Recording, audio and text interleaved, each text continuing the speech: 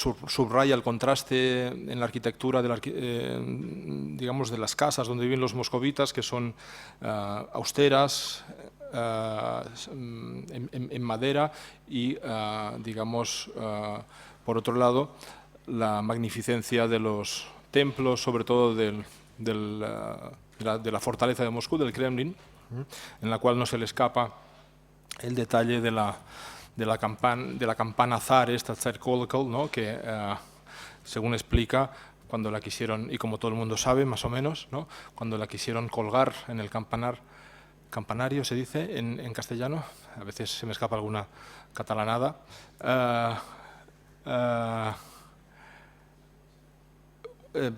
digamos, hizo caer la torre en la cual tenía que colocarse. Otro español del cual tenemos noticia en Rusia es Jacobo o James Fitzjames Stuart, hijo del duque de Berwick.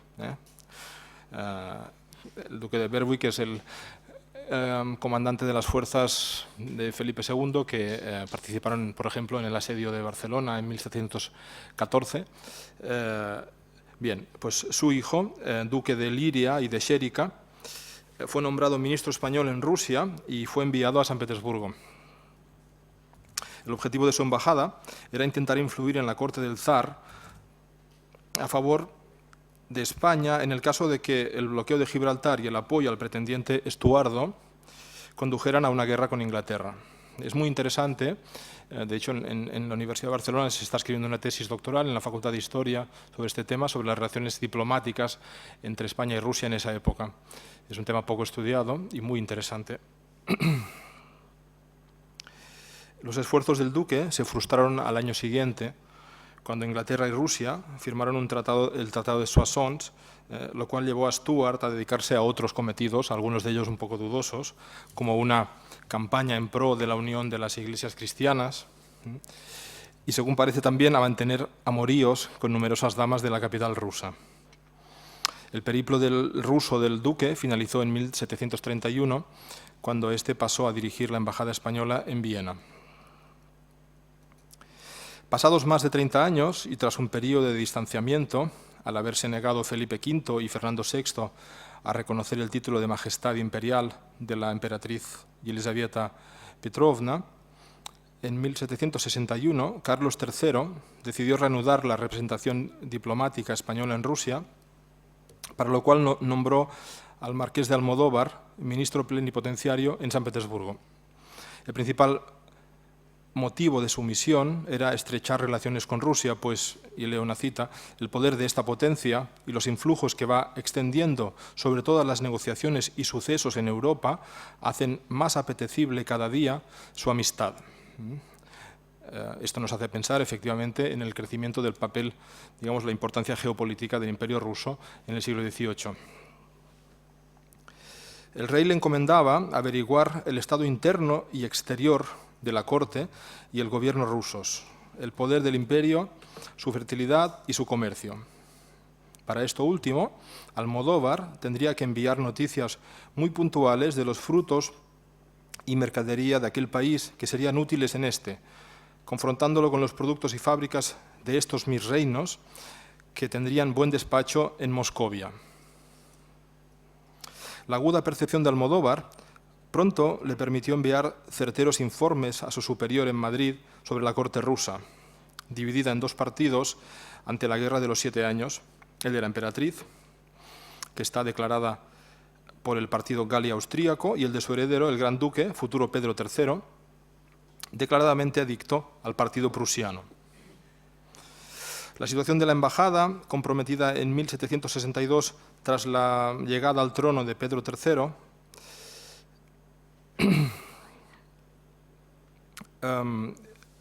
cuando España entró en la Guerra de los 7 Años como aliada de Francia, cambió radicalmente tras el golpe de Estado de la emperatriz Catalina contra su esposo. A partir de este momento, el embajador pudo dedicar mayor atención a la posibilidad de entablar relaciones comerciales entre ambos estados.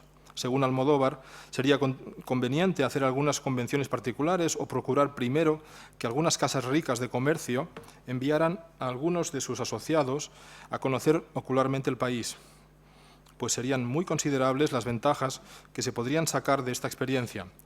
Y no hay la menor duda de que el comercio con Rusia, bien entendido, es de los más útiles y dignos de fomentarse. Sin embargo, en España sus sugerencias cayeron en saco roto y el comercio ruso continuó por el momento en manos de ingleses, holandeses y hamburgueses. A partir de 1770 apareció en la corte de Catalina la Grande, un personaje mencionado por la profesora Botiakova, el aventurero español Josep de Ribas, que conoció en Italia a Alexei Orlov, un personaje clave en la corte de Catalina la Grande, que se encontraba en Italia desempeñando una misión como agente secreto. Entonces, después de conocerse, Josep de Ribas se trasladó a San Petersburgo, se alistó en la Marina y fue ascendiendo puestos hasta llegar a almirante. Y participó en hechos tan rocambolescos como el rapto y el encarcelamiento de la misteriosa princesa Tarakánova, quien pretendía desposeer del trono a Catalina, y a, digamos, misiones más nobles, o por lo menos, digamos, más habituales, como el papel tan destacado que tuvo en la construcción de la ciudad de Odesa, también mencionado por Irina Botiakova, tras la conquista de esta ciudad por parte de la flota o del ejército ruso, de manos de los turcos. De hecho, como ustedes creo que se ha mencionado, en cualquier caso, la calle más conocida de esta ciudad lleva su nombre, se llama Deribasovskaya. Josep de Ribas cayó en desgracia durante el reinado del hijo de la emperatriz, Pablo I, el llamado Quijote del conservadurismo ruso, víctima de conspiraciones palaciegas que lograron que fuera apartado de sus cargos en 1800. A raíz de esta destitución, contactó con círculos de descontentos de la política errática de Pablo I y conspiró para dar un golpe de Estado que pusiera en el poder al gran príncipe Alejandro, el heredero. Pero estos planes fueron frustrados por la enfermedad que le afligió, falleciendo en 1800. Otro español que recaló en la corte de Catalina la Grande fue el militar José Urrutia y de las Casas, quien, comisionado por Carlos III, llegó en 1784 a Rusia y tras las victoriosas campañas contra los turcos fue nombrado mariscal de campo. En realidad, y eso es poco conocido, la zarina le llegó a proponer que aceptase el Ministerio de la Guerra, pero ello hubiera supuesto renunciar a su nacionalidad, y Urrutia declinó agradecido la oferta. Después regresó a España, donde murió en 1803. En la última década del siglo XVIII fueron reseñables también las tareas de los vicecónsules españoles encargados de promover el comercio entre ambos países, sobre todo Félix de Amat y Castellbell, autor de Memoria sobre los conocimientos más necesarios para los españoles que se dediquen al comercio con Rusia, y Blas de Mendizábal, quien en 1796 redactó un estudio titulado Medios de aumentar el comercio de España en Rusia. Para Mendizábal, la España y la Rusia se hallan en posición de hacer un gran comercio una con otra. Aquella produce en su terreno y en sus posesiones ultramarinas gran cantidad de artículos que faltan en Rusia, como la sal, los vinos, los aguardientes, los aceites, los azúcares, el añil, la grana, maderas de tinte, tejidos de lana y seda, frutas. Por su parte, la Rusia abunda en trigos, lino, cáñamo, jarcia, arboladura, tablazón, hierro, cera, sebo, baguetas de Moscovia, pieles, lonas y otros artículos requeridos en España. En este mismo estudio, el vicecónsul se quejaba de la desprotección que sufrían los intereses comerciales españoles en Rusia, debido a que el transporte de mercancías, excepto el de vinos, se efectuaba a bordo de navíos extranjeros, ya que solo había una casa de comercio en los puertos del norte de Europa. Esta casa había sido fundada en 1775 por Antonio Colombí, un negociante español que había llegado a San Petersburgo atraído por las oportunidades que la ciudad brindaba a los emprendedores de cualquier nacionalidad y que consiguió continuar su actividad comercial en la época del reinado de Pablo I. Con la llegada de Alejandro I en 1801, el intercambio diplomático quedó restablecido. Y como nuevo ministro español llegaba el militar y literato conde de Noroña, testigo del viraje de Godoy hacia una alianza con Rusia e Inglaterra en 1806, como resultado del cual pudo haberse producido un hecho sin precedentes, tras el ofrecimiento de este al representante ruso en Madrid, Stroganov, de casar al infante Francisco con la duquesa Ana, con el objetivo de conseguir una alianza duradera entre España y Rusia. Pero la posición de fuerza de Inglaterra, que no aceptó la devolución de las plazas españolas en América que había tomado durante la contienda, hizo inviable la coalición y condujo al segundo viraje de Godoy hacia la definitiva y nefasta alianza con Francia.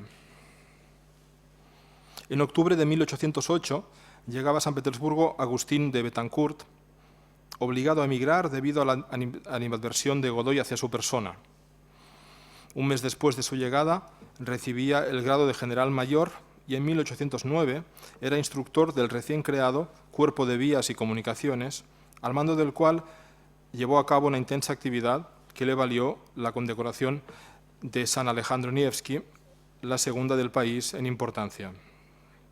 En la época de la invasión francesa de España destacó en Rusia la figura del comerciante, diplomático y político Francisco Cea Bermúdez, artífice del Tratado de Veliki Luki de 1812, en el que se acordaba el restablecimiento de las relaciones comerciales entre ambos países y el reconocimiento por parte de Rusia de las Cortes de Cádiz y de la Constitución que éstas acababan de sancionar. En 1813, al final de la Guerra Patria rusa, Cea se distinguió al rescatar de la miseria más absoluta a los 3.000 españoles desertores de las tropas napoleónicas que se batían en dramática retirada, logrando que formasen el regimiento imperial Alejandro, que regresó a España al mando del general O'Donnell. La idea de la creación de una alianza entre España y Rusia fue continuada sin éxito por el diplomático y a la llegada de Fernando VII, que sumió a España en la reacción y el aislamiento diplomático, volvió a enfriar las relaciones entre ambos países. El prestigio adquirido por el ejército ruso a partir de la victoria sobre Napoleón llevó a alistarse en él a varios militares españoles, entre los que destacan José Antonio de Saravia y Juan Van Halen, el oficial aventurero sobre el que escribió Pío Baroja en 1933 y sobre el cual se ha hablado mucho. Capítulo aparte y también estudiado en el tema de los viajeros españoles en Rusia, merecen las cartas desde Rusia escritas por Juan Valera en 1856 como resultado de la participación del insigne escritor español en una misión diplomática. De su estancia de 6 meses en la ciudad, dejó constancia en una colección de cartas que más tarde fueron publicadas y le reportaron casi tanta notoriedad como alguna de sus novelas. Son dignos también de mención los recuerdos de Rusia, publicados por Agustín Pascual en 1873, y el ensayo Rusia desde dentro, de este mismo autor, escrito en la época de la guerra ruso-japonesa, 1904-1905, y que guarda muchos paralelismos con la obra en francés de Henri Troyat, Rusia en la época del último zar, en el sentido de que informa sobre tales aspectos de la realidad rusa como la educación, la sanidad, el ejército, las leyes, etc. Como atestiguan estos ejemplos, el papel de los viajeros españoles en Rusia en la segunda mitad del siglo XIX y hasta la revolución bolchevique varía mucho del de sus antecesores y se limita al de meros espectadores. Y precisamente de estos es de los que tenemos más textos, ¿no? En esta misma línea visitaron Rusia personajes como el prócer Eusebio Güell, el poeta Mossèn Jacint Verdaguer, el intelectual Rovira i Virgili. Este último publicó en 1919 una bien documentada historia de Rusia. Tras el cataclismo que supusieron la revolución bolchevique y la guerra civil rusa, a mediados de la década de los años 20, la Unión Soviética empezó a darse cuenta de lo pernicioso que era el alejamiento en el que vivía y a comprender la conveniencia y las ventajas de las visitas de personajes influyentes en la vida cultural y política de Europa. Y de esta forma se ponen de moda los viajes a la URSS. Por ejemplo, en la revista Estampa, en un número de 1928, el escritor español Jacinto Benavente, Premio Nobel de Literatura, comentaba su viaje a Rusia, donde los bolcheviques lo habían tratado como huésped de honor. Como señala Fernando Claudín, no era fácil llevar a cabo estos viajes porque los artífices del experimento solo permiten la entrada en su laboratorio a los que ofrecen suficiente garantía de buenas intenciones. Además, Claudín dice que estos viajes a la URSS difieren de los que realizan militares comunistas cumpliendo misiones de partido, no solo en la técnica, pues los comunistas suelen hacerlos clandestinamente, conducidos por el muy secreto aparato de la Comintern, sino que en estos últimos rara vez se traducen en relatos públicos y cuando los hay, proceden por lo general de comunistas que han roto con el partido. En cambio, los viajeros normales, digamos, sienten la necesidad de comunicar al mundo sus descubrimientos y así todos los que pueden publican su libro sobre la Rusia soviética. Entre estas obras deben mencionarse Mi viaje a la Rusia soviética, de Fernando de los Ríos, 60 días en Rusia, de Ángel Pestaña, Impresiones de un viaje a Rusia, de Isidoro Acevedo, aunque estas tres deban enmarcarse más bien en el contexto de las discusiones dentro del Partido Socialista o en el anarcosindicalismo sobre la actitud a tomar ante la revolución bolchevique.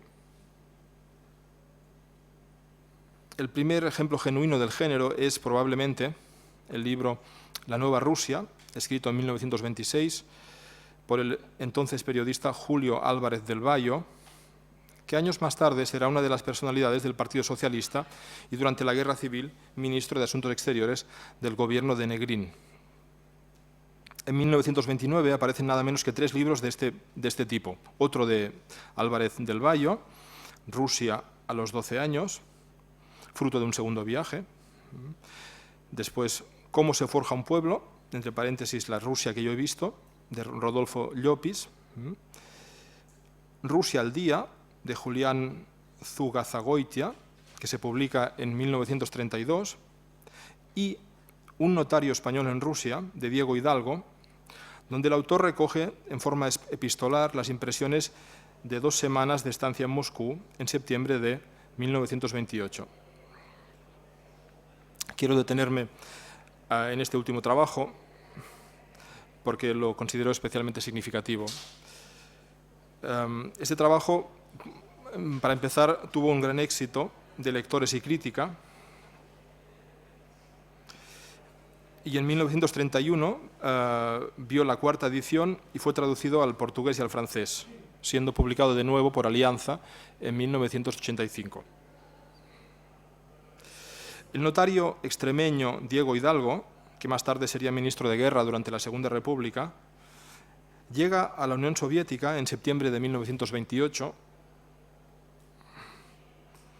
no sin esperar en París durante semanas la obtención del visado para poder entrar en la Unión Soviética. Tenía muchas ganas de hacer este viaje y eso le permitió poder tener la paciencia suficiente para esperar ese visado. En el libro explica todas las peripecias relacionadas con esta obtención del visado, que no fue nada fácil. Entonces, como decía, Diego Hidalgo llega a la Unión Soviética en septiembre de 1928, cuando el país vive ese periodo de gracia ante los ojos benevolentes o simpatizantes del conjunto de la izquierda occidental e incluso de amplios núcleos liberales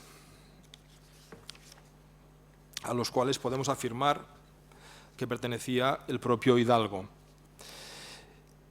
En este momento, como ustedes saben, toca a su fin la fase de la NEP, la nueva política económica, y comienza otra que configurará decisivamente las estructuras económicas y políticas del Estado soviético. La fase de los primeros planes quinquenales, de la colectivización agrícola y del poder absoluto de Stalin. Es curioso y significativo que el nombre de Stalin, que muy poco después habría de resonar en el mundo entero, ni siquiera sea mencionado en el relato de Hidalgo, apareciendo en cambio en numerosas ocasiones el oposicionista Trotsky, cuya participación en el futuro del país es imprescindible, según la opinión de las personas con las que habla de política Hidalgo durante su corta estancia en Moscú. Sin sospecharlo, el notario extremeño había llegado a Moscú en un momento crucial de la lucha por el poder dentro del grupo dirigente, y esa lucha interna es aún lo suficientemente secreta para no trascender o apenas fuera del partido. Y efectivamente los interlocutores de Hidalgo, entre los que figuran algunos ciudadanos españoles como el propio Álvarez del Valle, del cual hemos hablado antes, el obrero asturiano Ibáñez, de quien dice que en colaboración con Andreu Nin traduce nada menos que a Trotsky. Bien, estos ciudadanos españoles se limitan a no hablarle del asunto. En cambio, conocen la situación porque, por ejemplo, le aconsejan que no utilice una carta de recomendación que alguien había dado a Hidalgo en París y que iba dirigida a Zinoviev. Tampoco se entera, o tampoco le hablan, de hechos como el proceso de Shachty de 1928, en el que 53 ingenieros y técnicos son condenados a muerte por sabotaje, muerte o largas penas de prisión.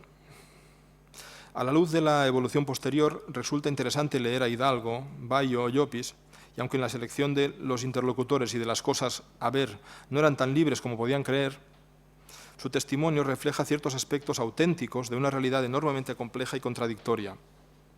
Una lectura atenta de estas obras permite discernir los signos inquietantes de lo que pronto habría de adquirir graves proporciones.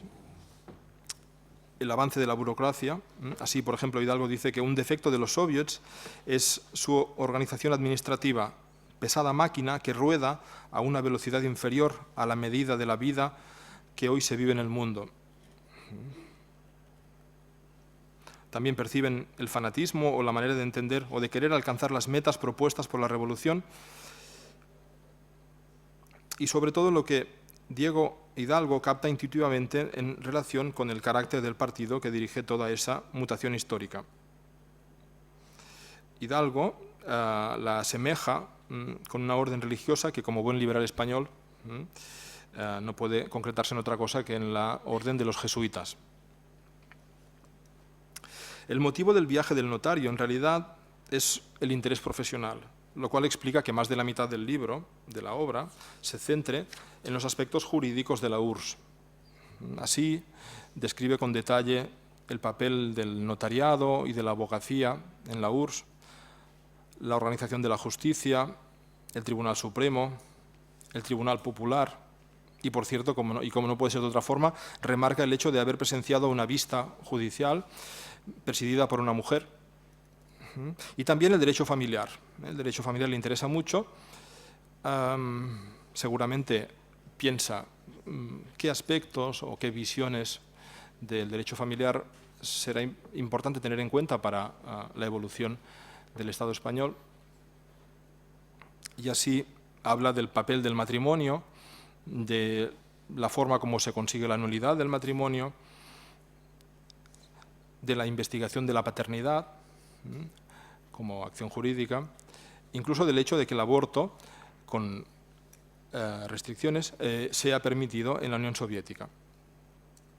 Por otro lado, la obra de Hidalgo contiene agudos comentarios sobre la realidad cotidiana con la que se encontró el autor en el Moscú de 1928 y que nos ayudan a entender cómo era Moscú en 1928, pero también cómo lo veía un español en 1928. Entonces he elegido algunos de estos comentarios y es importante tener en cuenta que fueron escritos hace mucho tiempo, porque efectivamente también nos ayudan a entender cómo era la España de la época. Por ejemplo, Hidalgo tiene una obsesión con el hecho de que la población de Moscú va mal vestida, va desarreglada, ¿no? Y dice, la carestía de los vestidos, que llegó a extremos terribles, pero que ya se va normalizando, y la estrechez de los salarios, sueldos y emolumentos, justifican un tanto esa despreocupación con la que los rusos tocan cuanto se relaciona con el vestir. Pero la estrechez y la pobreza son compatibles con la limpieza. Pero si la suciedad, hablemos claramente, es un resultado del zarismo, bien hará el Estado soviético en trabajar contra ella, poniendo en destruirla o aminorarla más y más atención. Dice, debería crearse el comisariado de la limpieza pública o de la limpieza privada.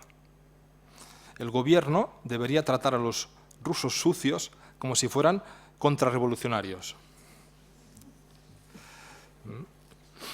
Esta obra está escrita, claro, como decíamos, es un género epistolar, ¿no? Son cartas escritas a una persona de confianza, por lo tanto, debemos interpretar estas declaraciones, digamos, en ese sentido, ¿no? Es decir, son confesiones, y quizás, pues, en algunos sentidos se ve como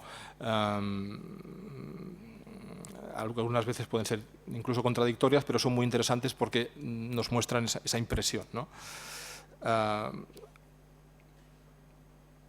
Hablando del deporte, ¿no? Fíjense, dice, en Rusia no impera el reinado del fútbol, ni la fiebre del deporte ha caído por estas tierras. Dicen, se cultiva y se practica, pero no se enloquece discutiendo las jugadas de los favoritos, ni los resultados de los partidos llegan a causar graves disgustos en las familias.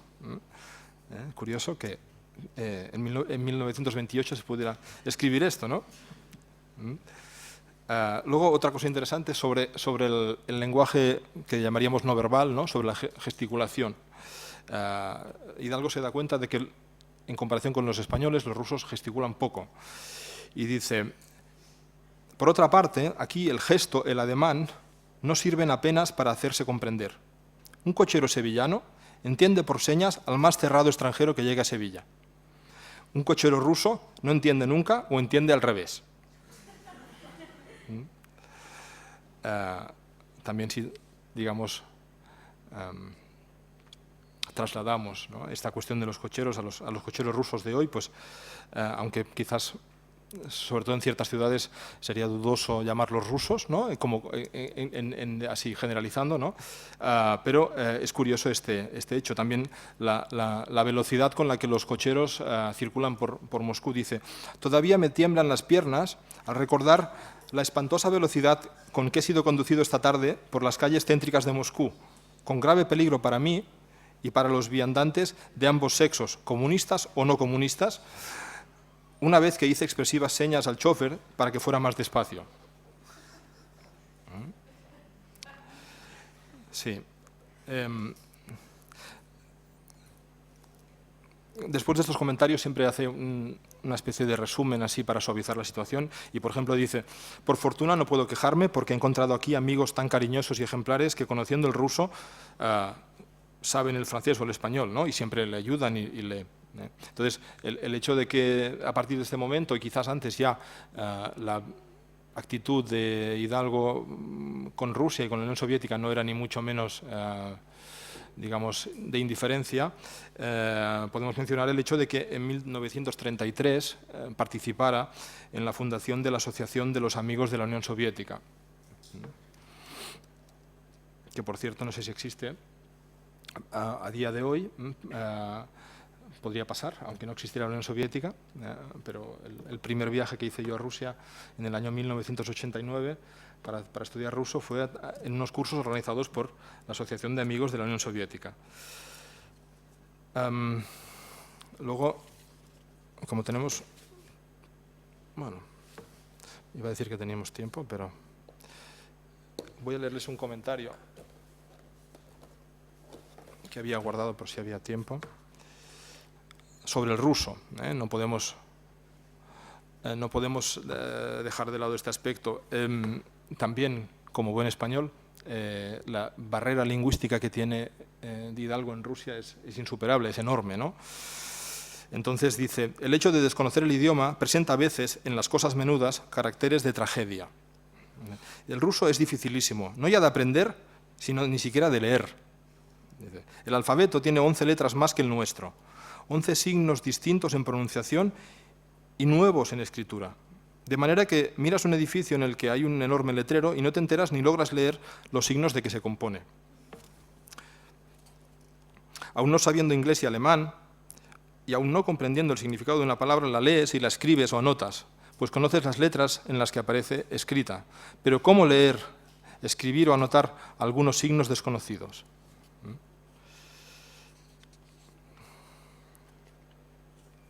Otro obstáculo cultural que continuamente menciona Hidalgo es el hecho de que, claro, como no sabe pedir las cosas en ruso, cuando va, sobre todo en el desayuno, en el lugar donde vive, nunca consigue tomar un café con leche, ¿no? Siempre le traen té o chocolate. No, del kvass no dice nada, pero sí, ¿no? Y luego dice, en un punto dice que, bueno, también tiene problemas para, digamos, digerir, en el sentido más amplio de la palabra, la comida rusa, ¿no? Digerirla también en el sentido psicológico, porque no sabe qué es lo que le traen, ¿no? Realmente la barrera lingüística es... Entonces, en los últimos días de su estancia, se alegra de que por fin, dice, hemos descubierto un restaurante donde el cocinero es más humano, ¿no? Entiendo que quiere decir más europeo, ¿no? Bien, entonces estos comentarios, estas citas muestran el interés que reviste esta obra, porque realmente, aunque esté escrita dentro del género epistolar y de una forma, digamos, así desenvuelta, nos muestra pues, una visión de un intelectual que aparece en Rusia en un momento clave, y a pesar de que el contenido realmente relevante de este libro es sus observaciones sobre la estructura jurídica del Estado soviético, también puede llegar a ser divertido cuando se pone a compartir sus impresiones de la vida cotidiana. Bien, a partir de los años 30, el papel de los españoles quedará relacionado para siempre con el capítulo de los niños de la guerra, un fenómeno de colosales dimensiones que sobrepasa el tema de esta exposición y merece atención aparte.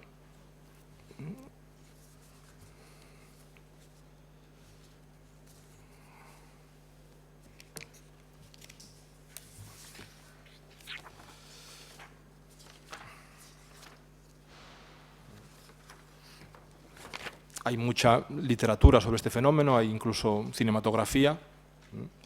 Mencionaremos una única obra que tiene un relieve máximo, que son las Memorias de un niño de Moscú, de José Fernández Sánchez, bibliógrafo, traductor y escritor, evacuado en 1937, a los 12 años de edad, a la Unión Soviética, regresando después a España en 1971. Bien, me detendré en relación con este hecho histórico a la parte que nos toca más a nosotros, que es la parte académica, ¿no? Entonces, como resultado de este hecho histórico, las vidas de miles de ciudadanos españoles se entrelazarán con el destino de la Rusia soviética, en algunos casos durante algunas décadas, pues como es sabido, buena parte de los participantes de este experimento regresó a España, a la España de Franco en los años 50 y 60, y en algunos casos entrelazándose para siempre, ¿no? En este sentido quiero destacar la aportación en la vida académica, no tanto en la literatura de viajes ni en la actividad política, de y concretamente en el ámbito de la filología hispánica, en la que figuras como Augusto Vidal, María Luisa González en Moscú, la profesora Muñiz en Leningrado, contribuyeron a preparar a los excelentes lingüistas y literatos surgidos de estas universidades y de otras universidades de Moscú y de San Petersburgo y de otras ciudades rusas. Quería comentar brevemente el aporte que supone, la aportación que supone la misión, digamos, educativa de los lectores de español en las universidades rusas, que pues seguro que también registran en algún sitio sus impresiones, sus comentarios, su visión sobre la realidad rusa con la que se encuentran en su día a día. No solo en las capitales rusas, en las dos capitales rusas, sino también en ciudades como Pyatigorsk, Kolomna, Taganrog, por poner algunos ejemplos. Son lectores de español, de catalán y de euskera, obviamente, en la mayoría de los casos de español. También quiero destacar, como parte de este capítulo, pero solo mencionándolo, el trabajo de los periodistas y corresponsales de los medios de comunicación españoles de las últimas décadas, y en especial a personajes como Pilar Bonet, Montserrat Roig, Rafael Poch, o Poch, ¿no? Poch sería lo habitual. Este último es autor de una obra fundamental para entender la Rusia actual, que se llama La Gran Transición, Rusia 1985-2002. La labor de estos periodistas excede la del corresponsal, tal como lo entendemos habitualmente. Y finalmente, para aportar una nota curiosa que nos permita mirar con más amplitud el fenómeno de los viajeros españoles en Rusia, en el ámbito del deporte, desde hace pocos años, el alto nivel deportivo y económico de algunos clubes de fútbol y sobre todo de baloncesto en Rusia han atraído a deportistas españoles de primer nivel, a los que también debemos incluir en nuestro listado de viajeros en Rusia, aunque sea poco probable que publiquen alguna obra sobre sus impresiones. Por tanto, después de todo esto, de estos datos, vemos que el fenómeno de los viajeros españoles en Rusia se inicia con diplomáticos, comerciantes, y con el tiempo se extiende hacia las esferas más variadas de la realidad social y profesional de la población, entre los cuales destaca, por supuesto, la actividad académica. Solo hay que mirar los datos de la movilidad de alumnos entre las universidades rusas y españolas, que además crecerá durante los próximos años, y en este sentido lo ha mencionado Juan Carlos Galindo, y felicito a la Universidad de Cádiz por haber conseguido ser seleccionada en el digamos, proyecto de movilidad Erasmus+, y el hecho de que esta universidad sea, digamos, vaya a gestionar en los próximos años la enorme cantidad de 88 becas, que esto es enorme. Los resultados que da una beca, como sabemos aquellos que hemos tenido la suerte de participar en alguna de ellas, o hemos visto a nuestros alumnos cómo vuelven de cambiados después de hacer una estancia. Y lo digo también desde la perspectiva rusa, porque he trabajado en universidades rusas y también he mandado alumnos rusos a estudiar a España. Como decía, el hecho de ver cómo vuelven y compararlos con cómo eran antes hace que debamos ser aún más conscientes de la importancia que tienen las estancias de movilidad en el mundo de la rusística y de la hispanística.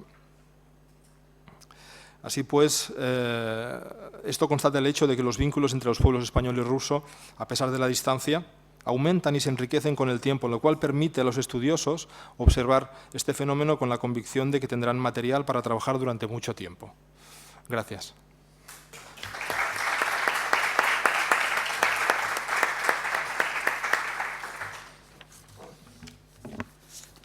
Muchas gracias. Pasamos al turno de intervenciones o comentarios.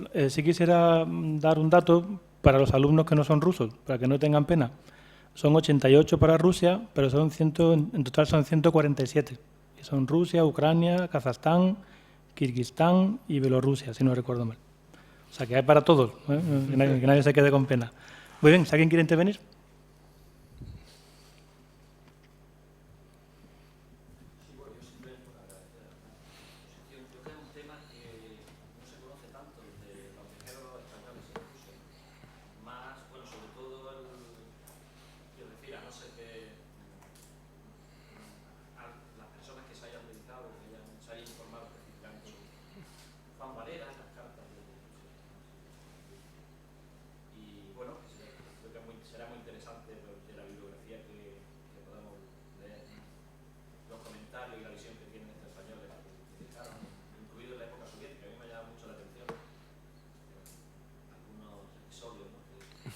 Ujú. Sí, efectivamente, ahí de hecho... Perdón, ¿cuál crees, aprovecho para hacerlo, que es el, digamos que, bueno, es el periodo más importante, digamos, los viajeros que escriben sobre Rusia, de qué periodo? Sí, bueno, sí, claro, si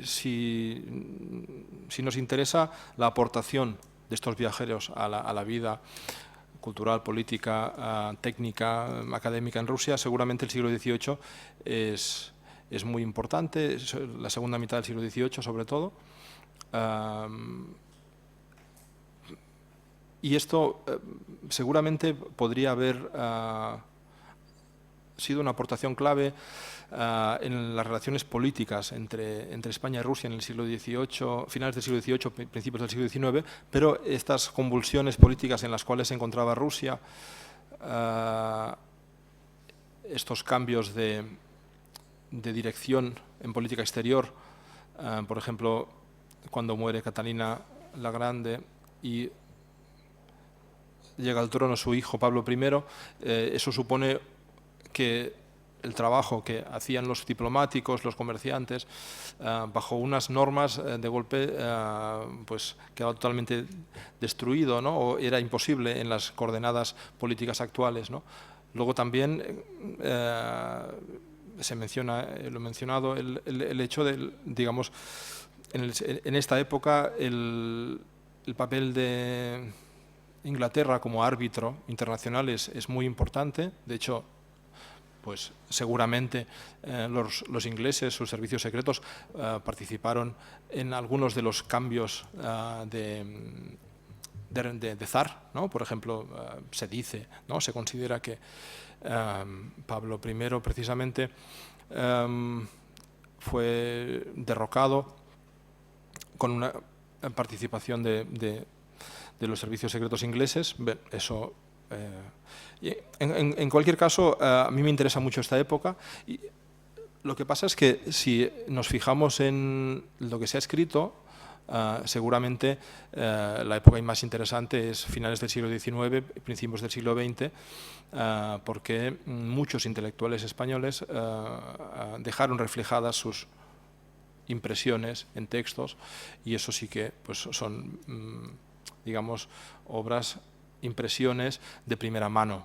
Es decir, son cosas completamente distintas, interesantes, pero completamente distintas, aunque las estudiemos desde una misma perspectiva. Sí.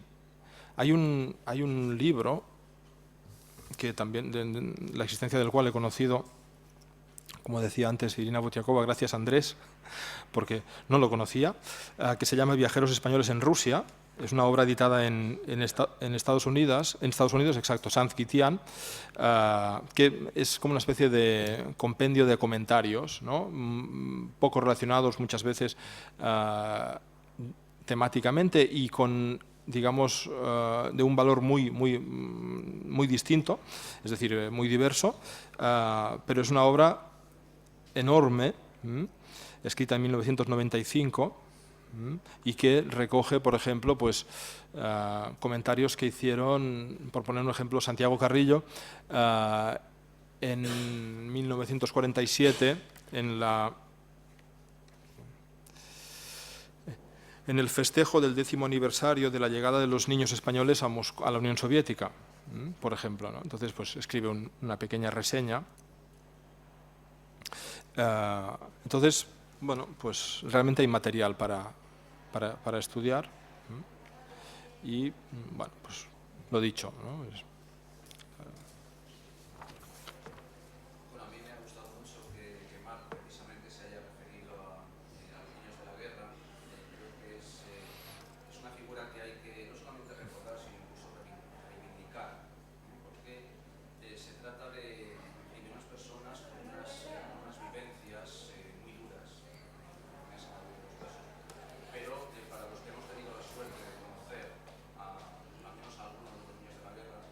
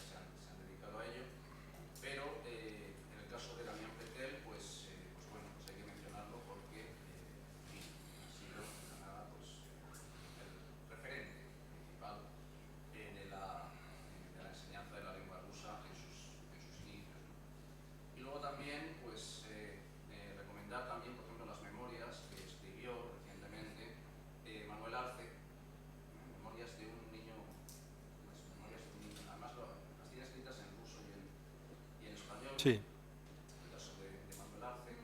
Y bueno, y también has mencionado algo sobre cinematografía. Bueno, también recordar y recomendar la película de Jaime Camino, Los niños de Rusia. Muy interesante porque es más un documental en el que precisamente los propios protagonistas pues hablan de sus experiencias, algunas anécdotas muy divertidas, otras cuestiones realmente trágicas. En fin, que quería también recomendar esta Sí, esta película de Jaime Camino es brillante, sobre todo para aquellos que estamos interesados en el destino de Rusia, de España y en las relaciones que han surgido entre ambos países, ¿no? Hay un tema que quizás se estarán preguntando si forma parte de esto, ¿no? Yo no lo he mencionado, aún no sé por qué razón, que es la cuestión de la División Azul, ¿no? Que también se los puede considerar viajeros españoles en Rusia, ¿no? Es un tema sobre el cual me he documentado un poco y bueno, que seguramente por razones quizás ideológicas pues me interesa menos, pero estrictamente hablando seguramente debe ser tratado de la misma forma. Hay varios libros publicados, alguno de ellos me ha llegado a las manos y es un fenómeno interesante de estudiar, sobre todo por digamos, el hecho cohesionador que ha supuesto para todos aquellos, digamos, combatientes que fueron mandados, de hecho fueron voluntarios a la Unión Soviética a luchar en el asedio de Leningrado. Y curiosamente estas cosas que te sorprenden, yo tenía un abuelo, un hermano de mi abuelo, que era un militar de alto rango en la época franquista y luego también, y que se separó de la familia porque se trasladó de Cataluña a Madrid, y sabíamos que era teniente coronel o capitán general, bueno, alguna cosa de estas, yo no entiendo mucho de esto, pero la cuestión es que este señor, con el que nunca tuve trato, pero sabía que tenía una familia enorme, murió el año pasado, a 99 años de edad, y en la noticia ponía: muere José María Cruzate, el último aviador de la División Azul, ¿no? la escuadrilla azul. Exacto, y yo no lo sabía, ¿no? que había formado parte de la... y bien, pues estas cosas que... Yo he conocido excombatientes de la División Azul. Tengo que decir una cosa curiosa al respecto, y es que ninguno de ellos hablaba ni con odio ni con resentimiento de Rusia, de la Rusia que ellos fueron a combatir. Al contrario, ellos en general con la población civil hacían bastante buenas migas, mucho más que los alemanes. Es decir, que había más conexión entre los españoles que fueron allí a combatir de la División Azul con la población rusa que, por supuesto, que con los alemanes. Es más, yo con lo que me quedaba absolutamente sorprendido es que algunos de ellos se arrancaban cantando Katyusha en ruso, los combatientes de la División Azul. Eso ya sí que me dejó absolutamente perplejo. Se habla en el documental de los soldados de Kandahar, que salió hace poco, está colgado en la web de la televisión española, tanto de la División Azul de los españoles como de los republicanos que pasaron por los campos de Gulag, de los más grandes que era de Kandahar. Incluso hubo un evento que murieron en los años 40 y 50. pues gracias porque conozco el campo. Nuevo, creo que es hace medio año. Es España... Está en español, está en la página de la televisión española. Disponible, Los olvidados de Kandahar. Gracias. Sí, precisamente conozco este campo y no sabía que había habido presos españoles. Sí, bueno, yo efectivamente las memorias de los combatientes de la División Azul normalmente se dedican a perpetuar, ¿no?, la memoria, el honor, ¿no?, de los soldados españoles que lucharon como en cualquier otra guerra. Entonces es esta la épica típica del fenómeno militar, y como dice el profesor Torquemada, efectivamente hay algunos capítulos sobre la interacción, a veces sorprendente, en ciertas partes del día, de la jornada de combate, que se paraba, ¿no?, y se daban, digamos, acercamientos, ¿no?, entre las tropas españolas y las tropas soviéticas para intercambiar productos o para simplemente conocerse. Efectivamente. Muy bien, si no hay más intervenciones, además estamos ya fuera de hora. Yo voy a dar un apunte para la mesa redonda, enlazando este tema, y es para plantearnos después la mesa redonda todos y los intervinientes por qué esa masificación de noticias siempre negativas sobre Rusia en los medios de comunicación españoles, ¿no? ¿A qué se deberá? ¿Si hay algún motivo o si es casual? ¿O por qué, por ejemplo, los corresponsales españoles en Rusia suelen introducir mucha más opinión, casi siempre negativa, que corresponsales en otros países del mundo? No son artículos de información, sino suelen ser con mucha carga de opinión. Eso ya para la mesa redonda. Gracias.